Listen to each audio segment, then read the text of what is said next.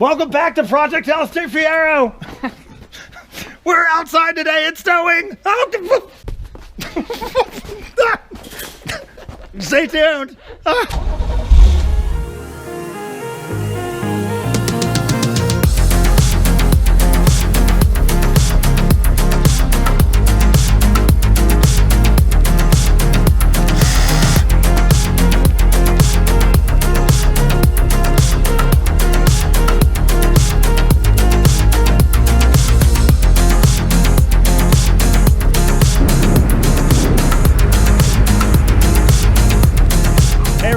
Welcome back to the most drawn out build on YouTube, Project LSJ Fiero.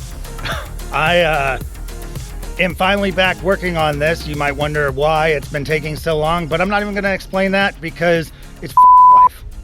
I'm going to bleep that out. Now we're going to be working on using the mock-up bay to make our mounts for the engine. I've got my pal Dan Fetter over here. He's going to help today. You have all the mounts and all the little parts. It's been an orchestration to get all the things that we need to try to do this. I think that we have everything we need today to set placement. Placement on your engine is super important on any swap because your axles have to be directly in line when torque is applied, or else you're going to snap axles, you're going to have massive vibration, and your engine is going to break mounts and not sit right. This can't be taken too lightly. If you're doing a custom engine swap, make sure that you center everything and, you know, measure 2 or 3 times, cut once kind of thing. Otherwise, you're going to have a crooked engine and you're going to be staring at it forever. Well, I've gathered some parts together. There's some 88 suspension. There is a red line cradle. There's a modified Fiero cradle here. And then our mock-up bay. What's on the bottom of the mock-up bay is a stock 88 Fiero cradle. And we need to start pulling this stuff apart to put our modified cradle under the mock-up bay and be ready to stuff our engine transmission in it to get an idea of placement.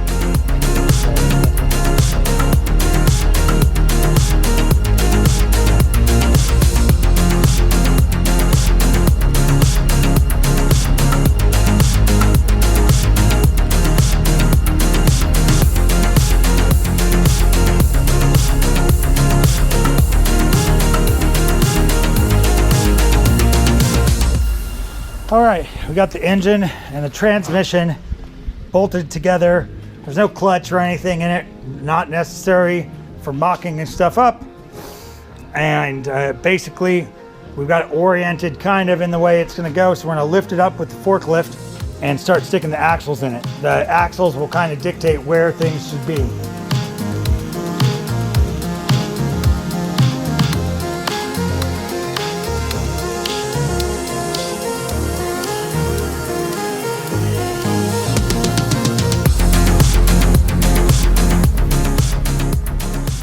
All right, we're getting rid of the AC compressor. It's in the way. And we're gonna cut off this lower motor mount tabs because we're not gonna be using them and they're in the way as well.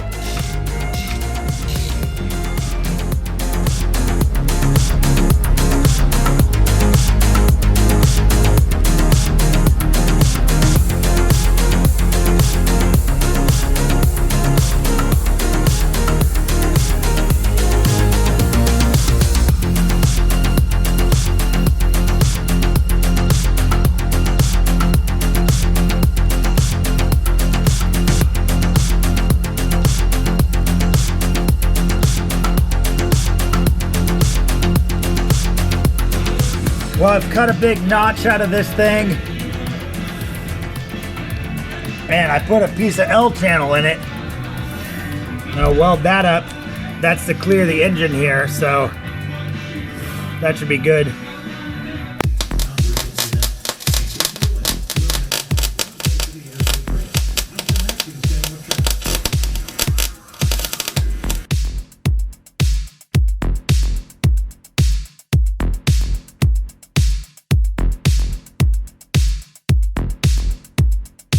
All right, welcome back to day something of working on these motor mounts, and my ideas have changed a lot over the last few days, but I have some really awesome guests to introduce. I've got my buddy Lance, and Lance and I went to school together 15 years ago. About 15 years ago. 15 years ago. Yeah. Got our degrees at Portland Community College in automotive service technology.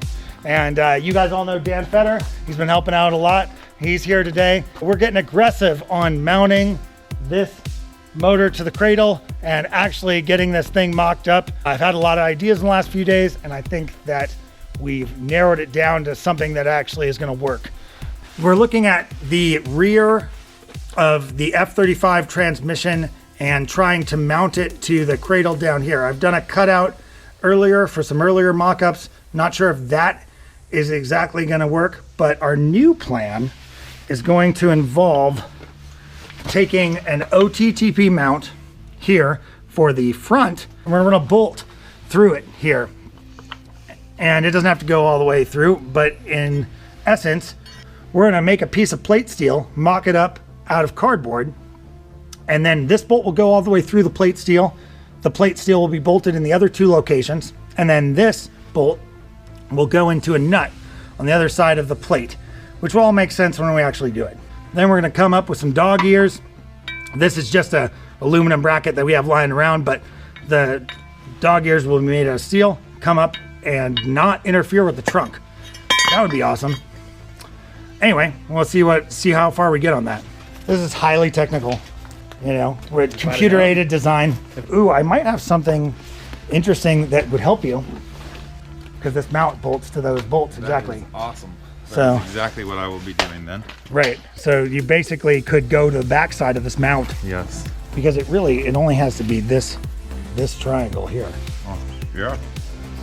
Well, I spent $40 on this mount that I'm not going to use, so I'm super happy that it is now being it's now a template. What a brilliant solution.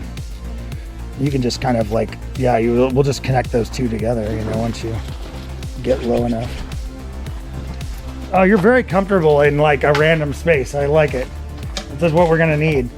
This is what's going on in Sarita, Arizona, where my dad is at. We've got a lot of cars, a lot of equipment, some backhoes. I mean, you don't know what you're ever going to find out there. A lot of trailers and stuff like that. Oh, I remember you found that bolt for me. Yes, I did. For the Hoopty challenge. Yep, and it was just in an environment just like this. I walked up, the first bolt I picked up, I matched it up to the thing you gave, and I was back on a scooter headed back to bring you your bolt. Dude, that was innovative. I loved it. And as I recall, you guys then proceeded to make it through your tech. I did. We did. So there it is. So yeah, that's pretty good. I think, are we gonna round this corner? We're gonna try to. We're gonna try to. It doesn't need to be rounded No, here. it doesn't need to be rounded here. But I almost wonder if it just could be straight right here to make it for ease of plasmaing. Well, this is I flipped it around, but this is where your axle is. Okay. You're gonna want that. Okay. Yeah, I think this stays really far away from the axle, but I'm like, I'd have to like look at it. Over. All right, there we go. I just want to get the dirt off most. Yeah. Oh yeah. We want. I was getting the paint off until you said your plasma cutter doesn't care, but It, I always get a cleaner cut when I clean. no, for sure. It will probably be a cleaner cut. All right, great. Look at the bubble is level. Yay! What? The bubble is level. Everyone loves a level bubble. The bubble? The bubble. You have a level on it? I have a level on it. Should open a nightclub called the Level Bubble. Level bubble. Welcome to the Level Bubble. Level bubble bubble. The what bubble? Level bubble. Level Bubble? Level bubble. Level Bubble. Level bubble. All right. Is there cosmopolitan? You could just you could turn that into a bass line. Level Bubble. Level bubble. Level bubble. Level bubble. It's like, no fun allowed. This is all. Knock this shit off. Yeah. Like. It's all sadness here. How can anybody be sad? Have you seen my scissors? Dude, we gotta have safety scissors before we plastic guys. Like, you might run with them. Just watch me. Oh god! So you think we're gonna have enough edge material around that once the bolt hole gets big? Yeah. Okay. Yeah, you knew what to do. You gotta sit down in your thinking chair and think. Yeah. All right. Okay. Blue skin do, you can too. I hope Lance's skills are impeccable. Impeccable. Are your skills impeccable, sir? Impeccable. All right. He says they are. We're ready to do this. I was just repeating the word. I don't know what it means.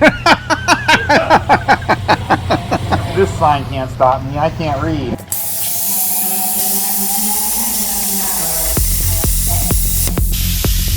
Well, Lance, you've plasma to the corner. I have plasma in the corner. All right. We got to plasma the rest of it. Yeah.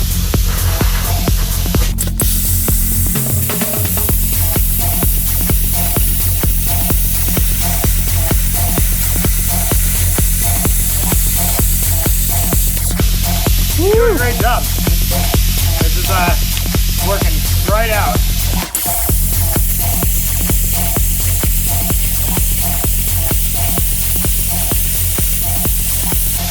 My knee was getting hot. Yeah. Are you okay? I breathe again. Oh my god. It's foggy in here. That's why I started getting all over the place there. I was going straight for a while. I think you're doing good. Yeah, it's gonna be beautiful when I get it all cleaned up on the grinder. Yeah. Dude, right now it's looking like Florida, but you know, pretty soon, Puerto Rico. Nice.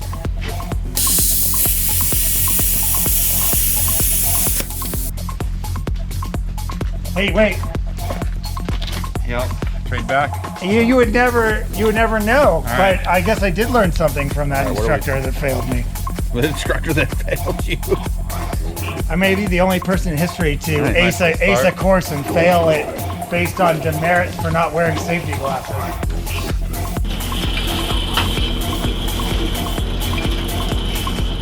Drill press is pretty nice. The drill press is what you want to do this with.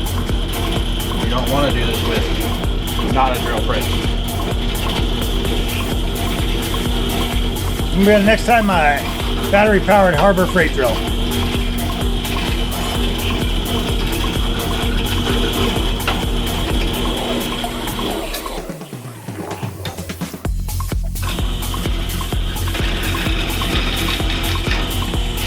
Wow! Oh, that's fucking great. Gravy. Like butter. Dan's doing a really good job. What's going on here? Now I feel like we might want a little, like it looks like we might want a little bit more height, you know, or maybe not. Maybe just push it in like that, yeah. Yeah, that's what I'm trying to mock up right now. Where it's essentially gonna sit. So, Lance has made yet another amazing bracket. I'm just gonna give you all the credit for making the brackets, even if I helped, because I wasn't making them really like this by myself. Happy to help. Woo. What's your background in customization and automotive? You know, you want to tell the audience? Yeah, well, actually, I've got quite a bit of experience working for Mercedes-Benz of America, and I did some fabrication and retrofits on Sprinter vans and other commercial vehicles that they have, such as the Metris, Freightliners. So, a lot of good experience there. Damn, yeah, and yeah, so you're no stranger to the fabrication. No, none at all. None at all. I actually worked with a shop called Wilson Motorsports in San Jose, California, and Bobby Wilson, hands down, probably one of the most skilled fabricators I've ever personally worked with, and he taught me pretty much everything I know about welding, plasma cutting,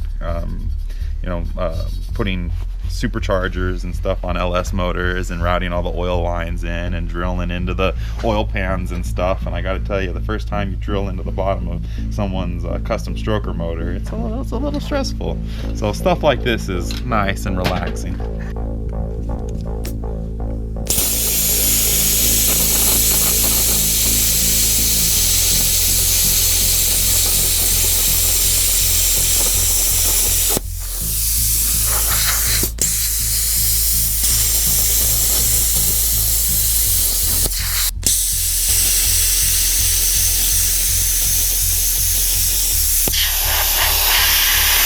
You're doing good, yeah.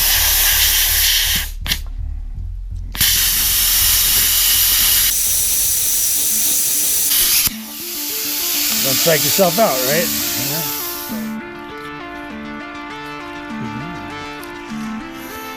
Well, this is an interesting stage of mock-up, but Lance has whipped up a really good attachment point here. That's some cool shit. Like, ain't nobody gonna question that. Be like, oh, is that gonna hold? No, it's gonna hold. Dude, that is solid looking.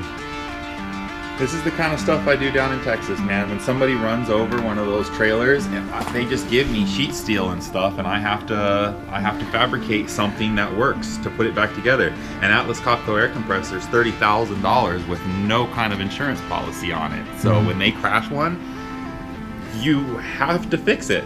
And so this is the kind of stuff that I have kind of been training for the last 2 years. Dude, you like that? That looks good. And you know, I really enjoy what I do. So I'm really glad that I can provide a good quality product for you. Might be able to get that out.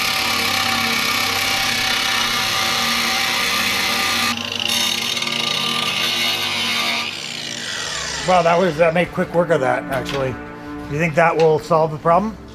I think that is heading in the right direction.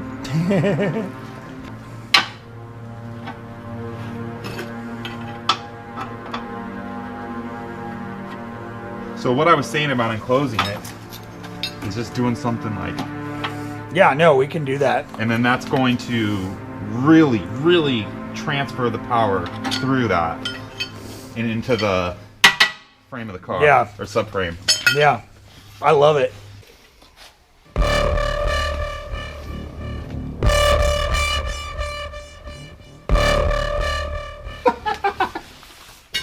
Oh my gosh.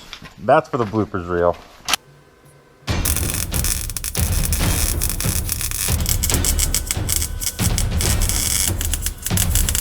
I can see it penetrating more from here. Yeah, it's penetrating way better now. Yeah, that looks really good.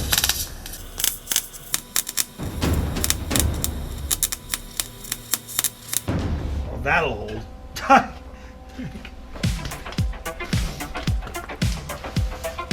See that? Ooh, that filled the gap.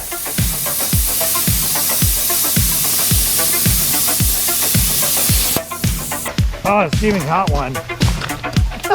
It sounds like a crap.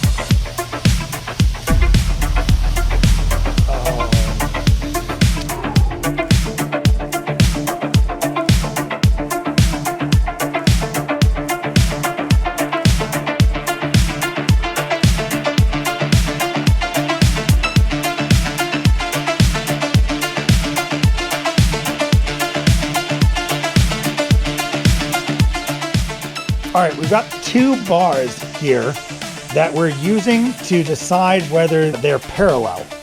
So in this case, taking a measurement, getting slightly over 22.5 inches, and then we go to the other side and we take yet another measurement and we get again slightly over 22.5 inches. So that means that the engine is parallel with the back of the vehicle. So Lance, thanks for coming out from Houston, Texas. Can you tell us a little bit about what you've been doing out there? Yeah, well, for the last 2 years, I've actually been running my own small business. It's called LS Vehicle and Equipment Repair, and I've been handling a lot of fleet equipment and fleet vehicles, and I've actually found myself doing a lot of custom fabrication like what we've done here today to build your motor mounts and your motor mount brackets. Yeah, dude, these are turning out just amazing. Like, that is gonna hold. That's gonna hold some torque. Yeah. Obviously, we've been friends for a long time, but it's always a new experience to collaborate with somebody that you don't work with regularly.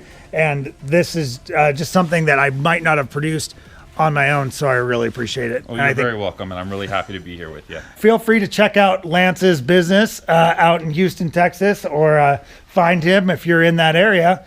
And we will see you guys later.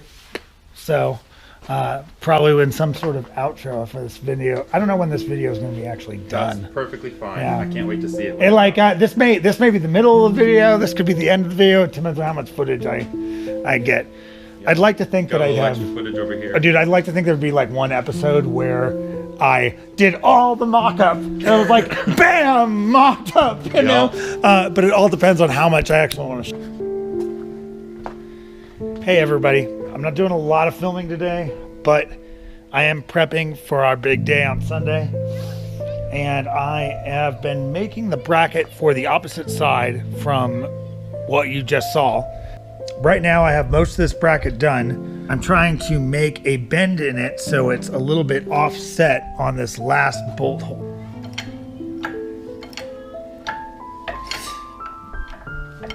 This is going to be pretty subtle, I think.